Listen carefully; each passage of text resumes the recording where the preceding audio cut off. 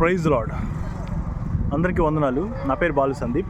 నేను ఈరోజు KA Paul గారు హైకోర్టులో వేసినటువంటి పాస్టర్ ప్రవీణ్ గారి మృతిని రీపోస్ట్ మార్టం చేసి కేసుని సిబిఐకి అప్పగించాలి అనే విషయం మీద మాట్లాడబోతున్నాను. పూర్తిగా వివరాలు వినండి. ఒక పూర్తి కన్క్లూజన్కి రావచ్చు. అసలు పాస్టర్ ప్రవీణ్ గారు ఎవరంటే, అందరికీ క్రిస్టియన్ కమ్యూనిటీకి తెలిసింది ఎప్పుడంటే, దానికి ముఖ్య కారణం కేఆర్ టీవీ అనేది ఒక ఇంటర్వ్యూ చేసింది. పాస్టర్ ఆయన పేరు ఏదో ఉంది, పాస్టర్ విజయ్ ప్రసాద్ ఉన్నాడు కదా, విజయ్ ప్రసాద్ రెడ్డి. ఆయనను పాస్టర్ జేమ్స్ తప్పుడు కేసు పెట్టారు అని నిరూపించబడినటువంటి ఒక పాస్టర్ జేమ్స్ గారు, వీళ్ళిద్దరూ ఒక 6 నెలల నుంచి యూట్యూబ్లో తిట్టుకుంటూ ఉన్నారు. క్రిస్టియానిటీలో వీళ్ళిద్దరిది ఒక ప్రత్యేకమైనటువంటి స్థానం. అప్పటి వరకు క్రిస్టియానిటీలో పీస్ఫుల్గా నడిచినటువంటి ఈ పరిస్థితి అంతా ఒక వార్ రేంజ్లో మొదలైనటువంటి స్థానం అన్నమాట. అలాంటి ప్రత్యేకమైన డిబేట్లు అన్నమాట. సో వాళ్ళిద్దరు గొడవ పెట్టుకొని ఒకరోజు మనం లైవ్ డిబేట్ పెట్టుకుందామని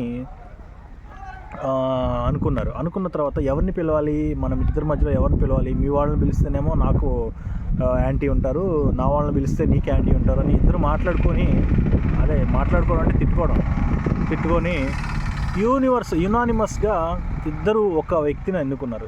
ఆయనే పాస్టర్ ప్రవీణ్ పగడల. అప్పుడు తెలిసింది ఈ క్రైస్తవ సమాజానికి, చాలామందికి తెలియనటువంటి ఈ పాస్టర్ ప్రవీణ్ గారు అప్పుడు తెలిసారు. ఎందుకంటే క్రైస్తవ సమాజంలోనే కాదు, ఎక్కడైనా సరే కాంట్రవర్సీని ఎక్కువగా ఫాలో అవుతూ ఉంటారు. కాబట్టి పీస్ని ఎప్పుడు ఫాలో అవ్వరు. కాబట్టి చరిత్రలో కూడా ఇదే జరిగింది. కాబట్టి న్యూస్ ఛానల్స్లో వచ్చేటువంటి పాస్టర్ ప్రవీణ్ గారిని ఇగ్నోర్ చేసి వీళ్ళిద్దరి దగ్గర నుంచి పాస్టర్ ప్రవీణ్ గారు క్రైస్తవ సమాజానికి తెలియడం మొదలుపెట్టారు.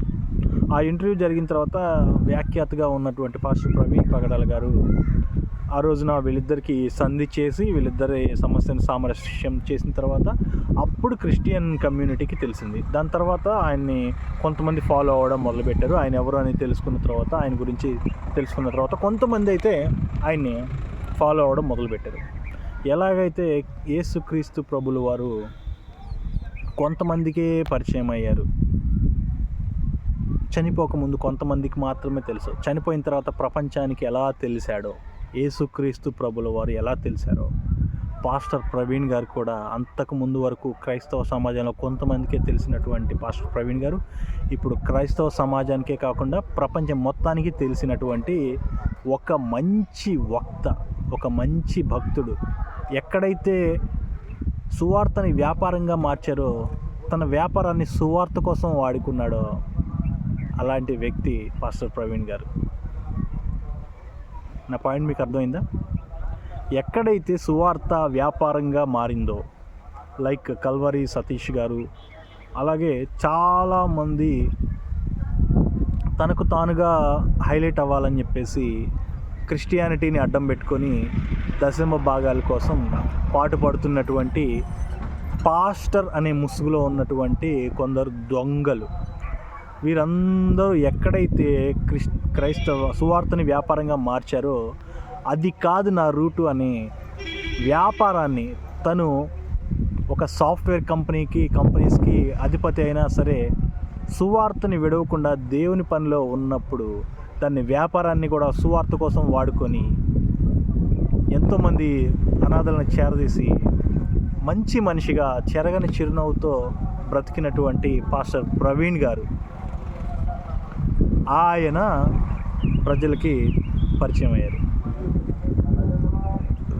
చనిపోయిన తర్వాత యేసు ప్రభుల వారు ఎంత అయితే చనిపోయి తిరిగి లేచినటువంటి యేసు కోసం ఆ రోజున హతసాక్షులుగా మారినటువంటి తన శిష్యులు 12 మంది శిష్యులలో 11 మంది శిష్యులు ఒక యోహాన్ గారు తప్పించి మిగిలిన 10 మంది శిష్యులు హతసాక్షులయ్యారు.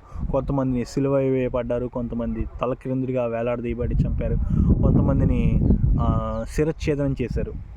ఇలా చేసినటువంటి హతసాక్షులు వీళ్ళందరూ కూడా క్రీస్తు కొరకు హతసాక్షులయ్యారు. క్రీస్తు చనిపోయిన తర్వాతే యేసుక్రీస్తు ప్రభుల వారు ఇంత పాపులర్ అయ్యారు. అలాంటి పరిస్థితిలోనే పాస్టర్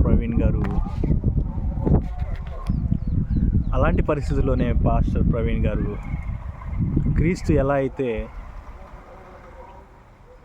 చనిపోయిన తర్వాత పాపులర్ అయ్యాడో, అంటే అందరికీ తెలిసాడో క్రైస్తవ్యానికి, ప్రపంచానికి, అలా ఈ క్రైస్తవ సమాజానికి, ఏపీలో ఉన్నటువంటి క్రైస్తవ సమాజానికి, తద్వారా ప్రపంచ నలుమూలల ఉన్నటువంటి క్రైస్తవ సమాజానికి పాస్టర్ ప్రవీణ్ గారు పరిచయం అయ్యారు.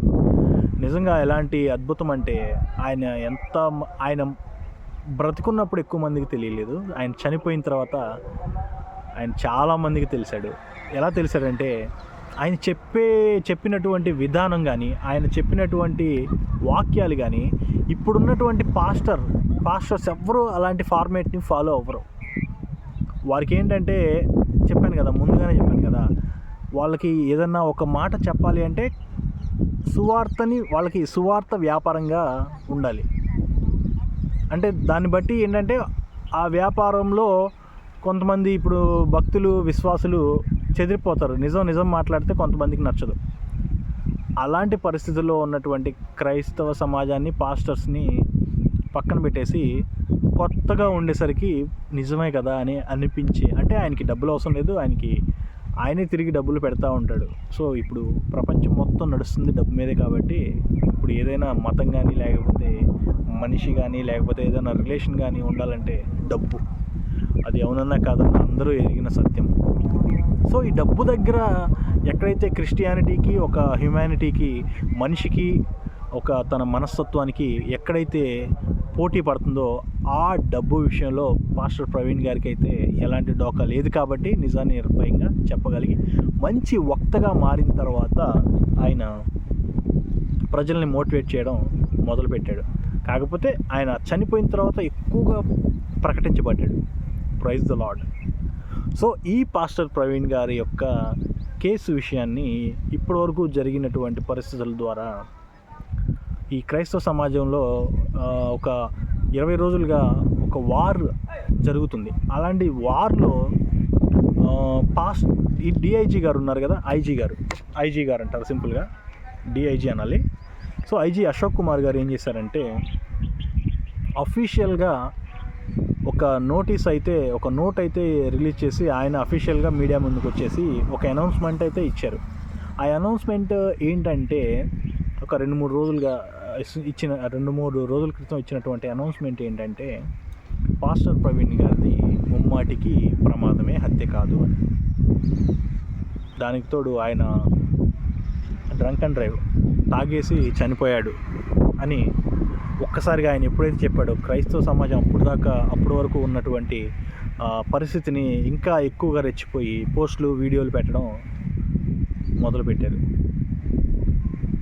దీనికి కేఏ పాల్ ప్రపంచాన్ని గ్లోబల్ పీస్ మిషన్ కోసం వాడిన, ప్రపంచాన్ని నేను 10 యుద్ధాలు ఆపాను, 5 యుద్ధాలు ఆపాను, 20 యుద్ధాలు ఆపాను అని చెప్పినటువంటి గ్లోబల్ పీస్ మిషన్ వ్యవస్థాపకుడు, తనకంటూ ప్రత్యేకంగా ఒక చిన్న కుగ్రామంలో పుట్టి ఇంగ్లీష్ అసలు చదువుకొని కేఏ పాల్ గారు దీనేతలతోనే మీటింగ్స్ పెట్టేంత రేంజ్కి ఎదిగి ఒక సొంత విమానాన్ని కొనుక్కొని ప్రపంచ శాంతి కోసం పాటించినటువంటి ఈ యొక్క కేఏ పాల్ గారు ఇప్పుడు ఆ శాంతిని కాస్త ప్రపంచ అశాంతి కోసం వాడుతున్నట్లు, ప్రపంచ అశాంతి కోసం నేను నిలబడ్డాను అన్నట్లు ఆ యొక్క కోర్టులో, సిబిఐ కోర్టులో అందరూ క్రైస్తవులందరూ అనుకున్నది చేశాడు కరెక్టే. సిబిఐ కోర్టులో పిల్ వేశారు ఈరోజు. ఆ సిబిఐ కోర్టులో హైకోర్టులో, ఏపీ హైకోర్టులో పిల్ వేశారు. ఏం పిల్ వేశారంటే దాన్ని నేను సిబిఐకి కేసును అప్పగించాలి. అంటే క్రైస్తవులందరూ ఎప్పుడైతే వీళ్ళందరూ అనుకుంటూ ఉన్నారో వారికి ఒక సారథిగా నిలబడి నేను హైకోర్టులో పిల్ వేశాను అని చెప్పేసి ప్రూవ్ చేసుకున్నాడు. దానికి హైకోర్టు కూడా ఈ యొక్క ఇష్యూకి కౌంటర్ వేయమని చెప్పేసి ఏపీ గవర్నమెంట్ని దాన్ని సజెస్ట్ చేసింది. అసలు పాస్టర్ ప్రవీణ్ గారి మృతి కేసు రిపోర్టు కానీ, లేకపోతే దాని పోస్ట్ మార్టం రిపోర్ట్ కానీ, దానికి మీరు కౌంటర్ అయితే దాఖలు చేయండి అని చెప్పేసి ఏపీ హైకోర్టు అయితే చెప్పడం జరిగింది. సో ఇక్కడ ఏంటంటే క్రిస్టియానిటీ అంటే పీస్, అలాగే లవ్, అలాగే ఫర్గివ్నెస్ అంటే శాంతి, ప్రేమ, క్షమాపణ గుణం, క్షమించే గుణం. ఇవన్నీ వదిలేసి ఈ క్రిస్టియానిటీ ఏం చేస్తుందంటే ఈ ప్రపంచంలో అశాంతిని నెలకొల్పుతుంది. క్రిస్టియానిటీ ముఖ్యంగా మన పరిధిలో ఆలోచించుకుంటే ఈ యొక్క తెలుగు రాష్ట్రాల్లో పాస్టర్స్గా పిలువబడుతున్నటువంటి కొంతమంది ద్వారా ఈ పీస్ లేకుండా పోతుంది. దానికి ముఖ్య కారణం ఏంటంటే దేవుడు చెప్పిన అన్ని మాటల్ని వదిలేసి ఆయన చెప్పినటువంటి దశమ భాగాలు కానీ, లేకపోతే ఆయన చెప్పినటువంటి నేను ఒక్కడనే దేవుణ్ణి, ఆయన తప్ప ఎవరు దేవుడు లేడు అనే మాటని గుర్తుపెట్టుకోండి. దశమ భాగాలని, అలాగే నేను తప్ప మిగిలిన ఇంకెవ్వరూ దేవుడు లేడు అనేటువంటి మాటని, ఈ రెండు మాటల్ని, ఇంకొక మాట ఉంటుంది, ఇంకొక మాట గుర్తు రావట్లేదు. సో వీటిని మాత్రమే హైలైట్ చేసుకొని వీటి ద్వారానే ప్రజలకి దూరం అయిపోయారు. ఎలా దూరం అయిపోయారంటే ఒక పాస్టర్ అంటే ఒక చందాలు వసూలు చేసుకునేవాడు, లేకపోతే ఒక పాస్టర్ అంటే యేసుని ప్రమోట్ చేసి మిగిలిన దేవుళ్ళని తిట్టేవాడు అనేంతగా ముద్ర వేసినటువంటి ఈ క్రైస్తవ పాస్టర్లు ఎవరైతే ఉన్నారో వీళ్ళందరూ పాస్టర్స్ అనబడడానికి అర్హులు కారు. ఎలాగైతే గ్లోబల్ పీస్ మిషన్ కోసం కృషి చేసినటువంటి కేఏ పాల్ గారు ఇప్పుడు ఉన్నటువంటి ఈ యొక్క పాస్టర్ ప్రవీణ్ గారి మృతి విషయాన్ని తన స్వలాభం కోసమో, లేకపోతే క్రైస్తవ సమాజంలో మెప్పు కోసమో, లేకపోతే రాజకీయంగా ఎదగడం కోసమో, లేకపోతే నిజంగానే పాస్టర్ ప్రవీణ్ గారి మీద ప్రేమ, లేకపోతే ఆయన మీద విశ్వాసం, క్రైస్తవుల మీద ఉన్నటువంటి ఆ యొక్క ప్రేమ దాని మీదనో, ఏది ఏమైనప్పటికీ దేని మీద అయితే ఈ పిల్ వేశాడో, ఆ కేసు వేశాడో అది ఆమోదయోగ్యం కాదు. ఆ ఫ్యామిలీ, ఒక్కసారి ఆ ఫ్యామిలీని ఆలోచించండి. ఇప్పుడు ఎంత పిల్ వేసినా, కేసు వేసినా కూడా ఆ ఫ్యామిలీ ఇన్వాల్వ్మెంట్ లేకుండా రీపోస్ట్ మార్టం జరగదు. ఈ కేసు అనేది రెండోసారి ముందుకు వెళ్ళదు. ఆ ఫ్యామిలీ అనేది ఓకే చెప్పాలి. ఆ ఫ్యామిలీకి ప్రెజర్ అనమాట. ఒకవేళ ఓకే చెప్పకపోతే అమ్మో నిజమేనేమో, ఏం పరిస్థితులు ఉన్నాయో పాస్టర్ ప్రవీణ్ గారి లైఫ్లో, నిజమేనేమో ఇప్పుడు దాకా జరిగింది, ఆయన డ్రింక్ చేశారో, లేకపోతే ఆయనకి ఏమన్నా వేరే ఇంకేమన్నా అలవాట్లు ఉన్నాయో అనేది ఒప్పుకోవాల్సి వస్తుంది. ఒకవేళ పిల్ వేశారు, ఓకే అన్నారు అంటే అది ఇంకా పీస్. తను ఎప్పుడైతే తను పాస్టర్ ప్రవీణ్ గారి యొక్క వైఫ్ జెసికా గారు నేను ఫర్గివ్ చేస్తున్నాను అందరినీ అని ఎప్పుడైతే చెప్పిందో దాన్ని వదిలేసుకోవడం. అసలు క్రైస్తవ సమాజంలో ఇప్పుడు తనకు ఉన్నటువంటి వాళ్ళకు ఉన్నటువంటి పరిస్థితి ఎలా ఉందంటే ఆ ఫ్యామిలీ గురించి ఎవ్వరూ పట్టించుకోవట్లేదు. అసలు వాళ్ళు ఎలా ఫీల్ అవుతున్నారు, వీళ్ళ సొంత ప్రయోజనాల కోసం మాట్లాడుతున్నారు ప్రతిదీ. ఇదే నా క్రిస్టియానిటీ అంటే? ఒకసారి ఆలోచించండి.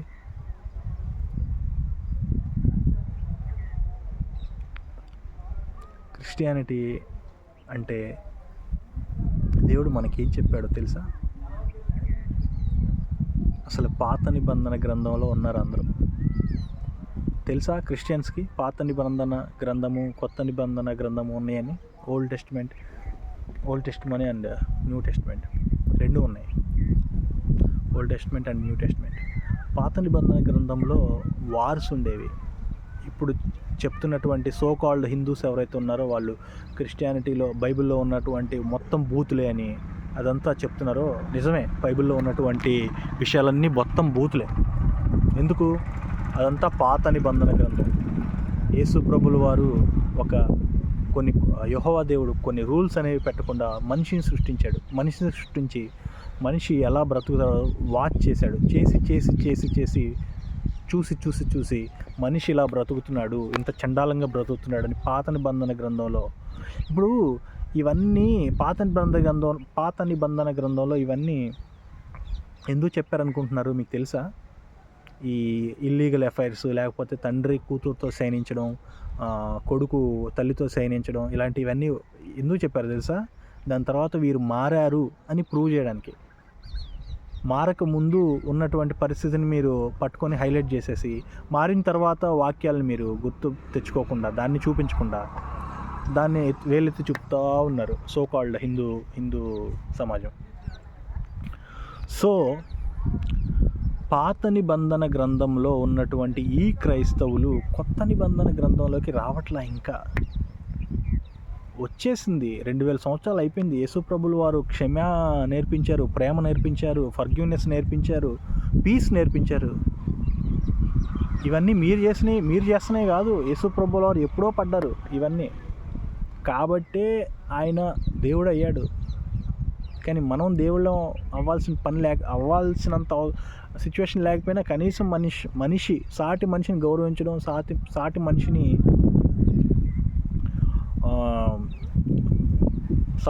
సాటి మనిషితో మంచిగా ఉండడం మనం వదిలేసాం ఎప్పుడో. దీని ద్వారా ఏమి మనం నేర్చుకుంటున్నాం? క్రైస్తవ సమాజం ఇప్పుడు అన్యుల గురించి వదిలేసేయండి. అన్యులంటే వాళ్ళు అన్యులే, అర్థమైందా? అన్యులంటే వాళ్ళు అన్యులే, వాళ్ళు అలాగే ఉంటారు. క్రైస్తవులుగా ఉన్నటువంటి మనం ఎలా ఉన్నాము? ఆదివారం రోజు 9 గంటల నుంచి 11 లేకపోతే 12 గంటల దాకా, 1 గంట దాకా చర్చిలో చెప్పేటువంటి వాక్యం వినేసి రావడమేనా? చెప్పేవాళ్ళు ఎంత బాగా చెప్తారంటే అసలు ప్రపంచంలో వీళ్ళంత మంచోళ్ళు ఉండరు అన్నట్టు చెప్తారు. ఆ 3 గంటలు 2 గంటలు మాత్రమే మనం క్రైస్తవులమా? మిగిలిన మన దైనందిక జీవితంలో అది ఆచరించకూడదా? చెప్పేవాళ్ళు అలాగే ఉన్నారు, వినేవాళ్ళు అలాగే ఉన్నారు. ఇది క్రిస్టియానిటీలో జరుగుతున్నటువంటి ఈ పరిస్థితి. సో పీస్ కోరుకుంటుంది క్రిస్టియానిటీ. యేసు క్షమాగుణం కోరుకుంటున్నాడు. నువ్వు నీ పొరుగు వాడిని క్షమిస్తే నేను నిన్ను క్షమిస్తాను, వాడిని యందు దయ చూపితేనే నేను నిన్ను దయ చూపుతాను. వాడు ఎలాంటి వాడైనా సరే వదిలేసేయండి బాస్. క్రీస్తునే చంపారు. క్రీస్తుని చంపిన తర్వాత సిలువలో 7 మాటల్లో ఒక మాట చెప్పాడు క్రీస్తు, తండ్రి వీరేం చేస్తున్నారో వీరు ఎరుగరు కనుక వీరిని క్షమించు. One of the 7 words, one of the word. క్రీస్తే క్షమించాడు బ్రో, క్రీస్తే క్షమించాడు బాస్. యేసుక్రీస్తు ప్రభుల వారు క్షమించారు, మనం క్షమించలేమా?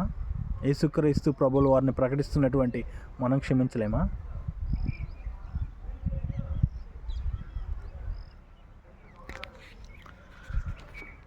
సో ఫైనల్గా ఈ ఇష్యూని ఇంతగా రైజ్ చేస్తున్నటువంటి క్రిస్టియన్ సమాజం ఒకటి కోల్పోతుంది. అదేంటంటే పక్కవారి ప్రేమను కోల్పోతుంది, పక్కవారి ఆత్మీయతను కోల్పోతుంది, ప్రక్కవారికి క్రీస్తుని దూరం చేస్తుంది. సో ఆలోచించి యేసుక్రీస్తు ప్రభుల వారిని ప్రకటిస్తున్న మనం యేసుక్రీస్తు ప్రభుల వారు చెప్పినటువంటి మార్గంలో నడిస్తేనే నిజమైన క్రైస్తవులుగా, నిజమైన యేసు శిష్యులుగా పరిగణించబడతాం. Praise the lord.